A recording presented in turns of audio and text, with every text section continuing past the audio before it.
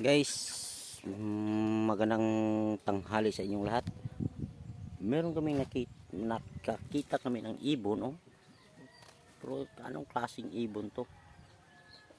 Guys, oh, tingnan nyo guys. Parang haring ibon. Diba guys?